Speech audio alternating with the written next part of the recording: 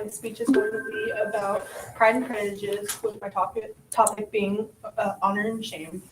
So, how honor aligns with shame and the visual perceptions of ourselves and others is what I'm mainly going to be talking about.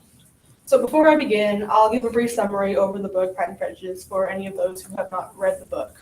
So, the book begins with two families, the Bennet family and then the Bingley family, who have recently moved in and they have rented out a place called Netherfield. The Bennets go over to Netherfield where they meet Mr. Bingley, who's the person who has rented the place, and his friend, Mr. Darcy. Elizabeth and Mr. Darcy do not have really great first impressions, and they kind of grow this form of prejudice against each other in order to obtain their pride. But later on, both Mr. Darcy and Elizabeth Bennet must overcome their own pride in order to fall in love and eventually get married. So, how Elizabeth and Darcy's actions lead into how our own doings may change how we are seen, which comes down to the alignment of shame and honor regarding how we personally reflect on our own selves and how we personally view others and the way others view us. Whether it is in a rather positive or negative influence, it really depends on your own actions. My first example that I kind of want to go over is at the ball, actually, when Elizabeth is very nervous because her family, she believes that they are being really outspoken and just really rowdy. And she is afraid that other people are going to look at her family and then look at Elizabeth and say, hey, they aren't acting great. They really aren't a great family.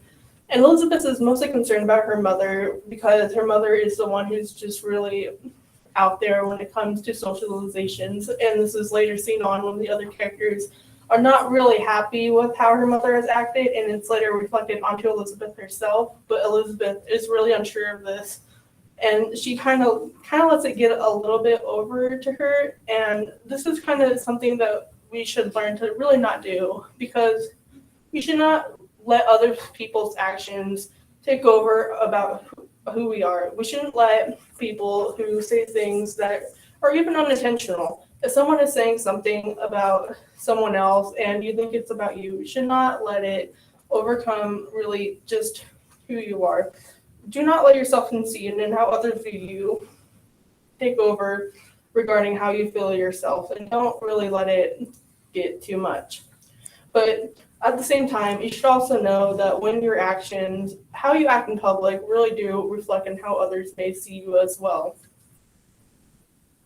Another thing that I would like to go over is do not let your pride from others collide with your own shame. Don't really let it get too much, basically. And my first example of this is actually at the ball when Mr. Darcy first meets Elizabeth, when Darcy is really humble of himself. He has a lot of pride and he just thinks of anyone else as below him as just not worthy. When everyone was asking Mr. Darcy if he would like to dance with Elizabeth, and she had yet to been danced with at first, he denied because to quote, she was unhandsomely enough to tempt her. This is a sign when Darcy was shown to be very prideful of himself, even though others saw him as a really great being due to his wealth and high social status, especially knowing that he was friends with Mr. Bingley, of course. You really shouldn't let how you act just depict on who you are and how you treat other people, basically. Don't do what Mr. Darcy did. Don't be like, hey, I'm better than you. You're lesser than me. It's really not how you should act in public, and it really does reflect on who you are. And Elizabeth does take this personally when she overhears this, because she doesn't want to let it get to her self-esteem. She basically takes on a grudge against Mr. Darcy. She doesn't like him, and she refuses to even acknowledge him sometimes. She likes anyone she deems who also does not like Mr. Darcy, such as Mr. Wickham, a guy who recently moved into their town. What Elizabeth does here is a really bad example of how to act. You shouldn't really take on a grudge for someone that long, especially knowing that other people have tried to reason with her, such as Elizabeth's aunt when she tries to talk to Elizabeth about how she shouldn't trust everything that Wickham says, and that Mr. Darcy probably is not that bad. Elizabeth still ignores this because she still wants to hold on to the fact that Mr. Darcy is a bad person, even though at this time Mr. Darcy, who has gone over what he had said, is because he had fallen in love with Elizabeth and he was trying to change his ways. One thing that I also want to go over is the good and the bad. Do not let your pride from your honor turn into entitlement. It's really important to not say that you are really high strut because everybody else thinks you're great. You shouldn't think that you are better than everyone else. It's really important to just be nice and don't think of anyone as lesser than yourself. Two main people that I think that are great examples of this is Caroline Bingley, who is Mr. Bingley's sister. Because of her wealth and her social status and her family, she thinks of herself as really great. She thinks of herself as better than anyone, basically. Anyone that she deems lower than her. So like Mr. Darcy, they don't really like anyone who is lesser than them. And Caroline shows us towards how she acts with Elizabeth. She doesn't like Elizabeth because she deems Elizabeth as not as high class as her, especially regarding her family and whatnot. Caroline is a really great example of how pride and high honor can turn into entitlement and just overall not how you would like to see in somebody if you were to meet them in public. On the other hand, in contrast to Caroline Bingley is Jane Bennet, who is Elizabeth's older sister. Jane is a very nice and just a really nice, humble person. She's very sweet, and she does not think ill of anyone. She tries to find the good in everyone else. Jane thinks that it is very important that even though somebody has done something, there is most likely a reason behind said things. And this is later shown with Mr. Darcy when she tries to reason with her sister. Jane, in comparison to Caroline, she is more on the good side compared to Caroline, who takes her pride and turns it into just a bad way of an example compared to Jane, who is very kind and sweet.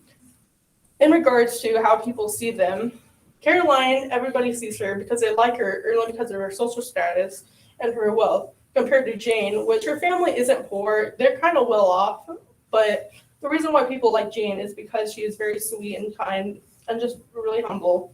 And it's a good example about how both characters can have pride, but at the same time, you can still differentiate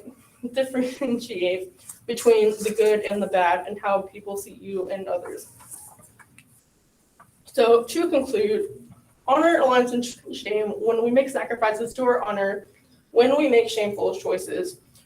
Do not let shame embellish you. Don't let how others act take away from who you are, who you think you are, and whatnot. Don't hold on to your honor to where it gets to the point that you shame others, such as with Caroline Bingley and Mr. Darcy. Mr. Darcy had basically embarrassed Elizabeth when he had said that to her regarding that she was unhandsomely enough to tempt her. Elizabeth was really embarrassed because Mr. Darcy was just really high looked upon, and for him to say that, it really did hurt Elizabeth. And same with Caroline Bingley regarding Elizabeth, especially as an example when Elizabeth went to the Netherfield house to check up on her sister and her dress was dirty. Caroline, had basically shamed her because during this time, the story is set in the Regency era. It's just really looked down upon to have your gown dirty and whatnot. And Caroline took that as a way to basically demolish her even more with Elizabeth's self-esteem because Caroline still thinks she's better than her. Don't do that. It's really bad, unlike Jane. To understand that because you are prideful, do not let it turn into entitlement, basically. Because of this, when you act towards other people, you must always know that even though when you think of yourself as really great, whether it is between honor on how other people see you, or maybe it's on your own pride regarding your self-esteem, you should always know when you should act towards other people because it can really affect how other people see you and even how you see yourself, basically.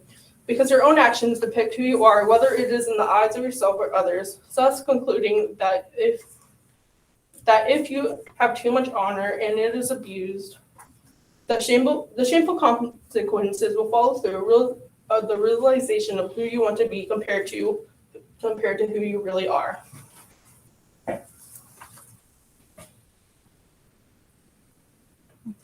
Let's get back to questions. Do you have any questions? Good job.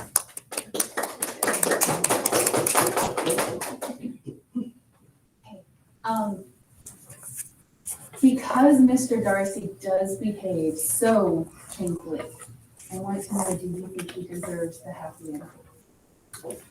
I think Mr. Darcy does deserve the happy ending, only because throughout the book, especially in the beginning, he really wasn't acting that great, and it's understandable. Like, nobody likes Mr. Darcy at first, and that's supposed to be like a common theme in the book. They don't want the readers to like Mr. Darcy, but as the story progresses, you learn that Mr. Darcy has kind of overchanged his ways, especially how he feels towards Elizabeth, and he's even willing to propose to her and all of that to show that he has changed, even though Elizabeth still kind of was not really sure of him. She still wasn't on board with him, but Darcy still was taking measures, and it even got to the point where Mr. Darcy paid off Wickham's debt in order to help Elizabeth's family. It really goes to show that Darcy has changed his ways from compared to the beginning of the book compared to he was near the end.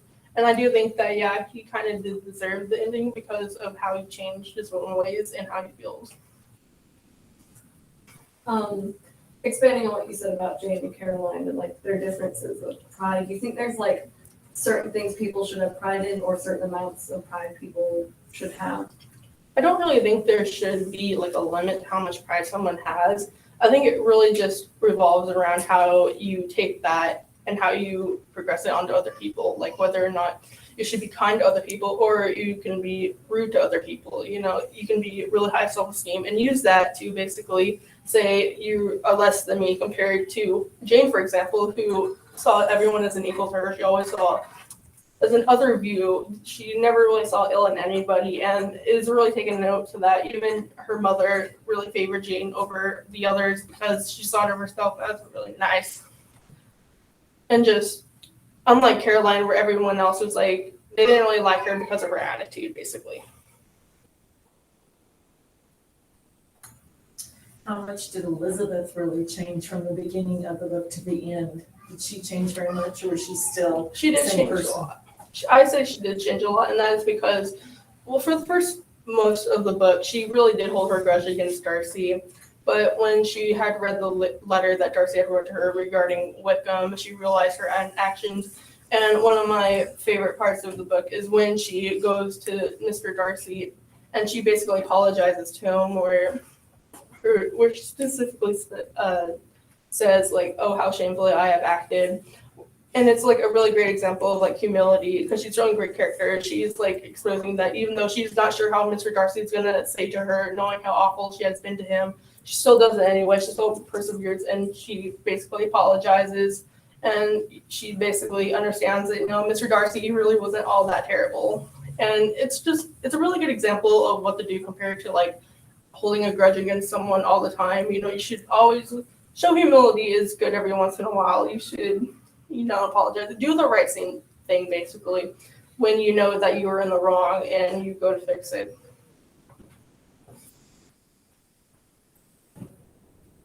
Any other questions? Okay, I have one for you.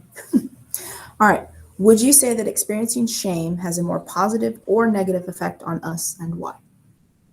I feel like shame, it really depends though, because I think shame can have a really great positive influence on us because it can really show you where you had gone wrong. For example, when Elizabeth had read Mr. Darcy's letter, she felt a lot of shame because she knew she had acted really mean to Mr. Darcy, even though Mr. Darcy was really being nice to her. And because of her shame, she was able to take that and use it to be able to change her own ways because she was ashamed of how she acted. She was going to take that and basically better herself and how she treats Mr. Darcy. Any other questions? All right, well, good job.